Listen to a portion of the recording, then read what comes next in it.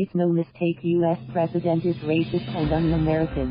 At the Capital Fringe, Iowa wasn't the most hospitable place.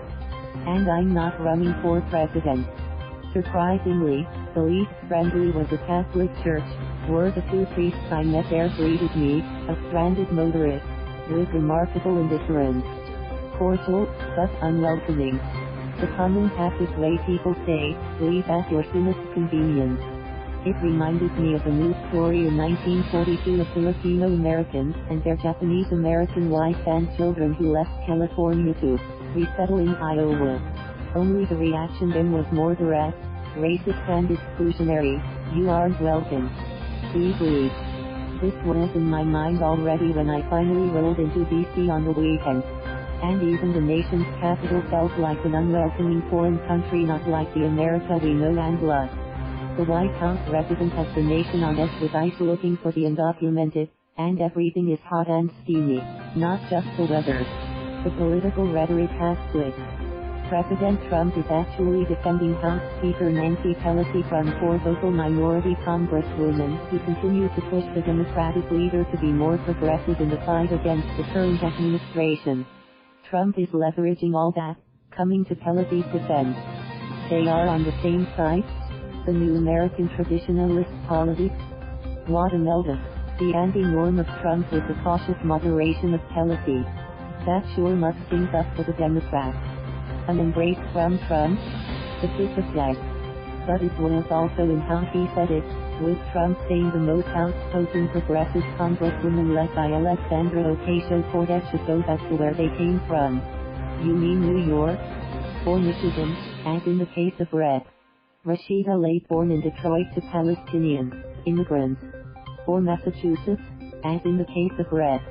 Ayanna Pressley, born in the American Midwest and raised in Chicago. Only Rep. Ilhan Omar of Minnesota was born outside the U.S. in Somalia. But all four are American citizens. Especially, where do Americans go back home to when America is no longer like America anymore? But Trump keeps hammering in his truth-optional manner. Go home? Or simply just get out of the way? These places need you badly, Trump said, referring to what he presumed were their foreign ancestral homes. You can't leave fast enough, Trump tweeted. I'm sure that Nancy Pelosi would be very happy to quickly work out free travel arrangements. Nixon has his case. Trump has his tweet. So interesting to see, progressive Democrats Congresswomen, who originally came from countries whose governments are a complete and total catastrophe, the worst, most corrupt and inept anywhere in the world, if they even have a functioning government at all. Now loudly and viciously telling the people of the United States, the greatest and most powerful nation on earth, how our government should be run. That was over the weekend. And of course, Trump just likes to make things worse.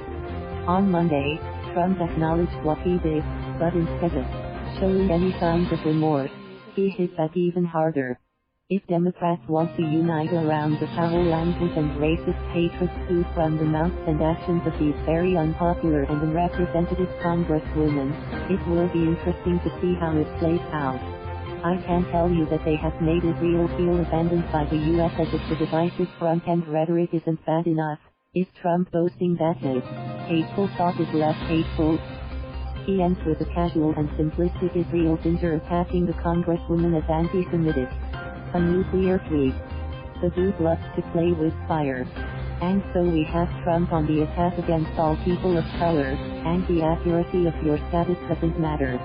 Great to know, with ICE on the warpath. Sounds hateful and un-American, and it's coming from mouth of the President of the United States. Inspire hate for his face? The art of politics has always allowed for grace. That's the art of the hateful non-deal. But when you wear your hate on your sleeve, the next step is obvious. When you make a leap from immigrants go home to Americans go home, you are sticking your dagger into the heart of our democratic values. 3 of the 4 congresswomen are native-born Americans. Rep. Omar from Somalia is a naturalized American.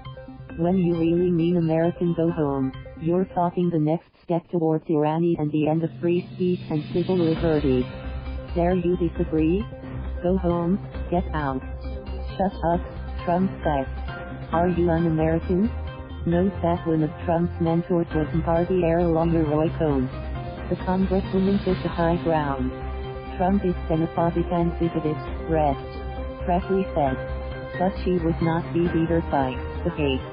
Do not take the bait, she advised. Sunday was the beginning of the ice race, which so far hasn't been as bad as feared.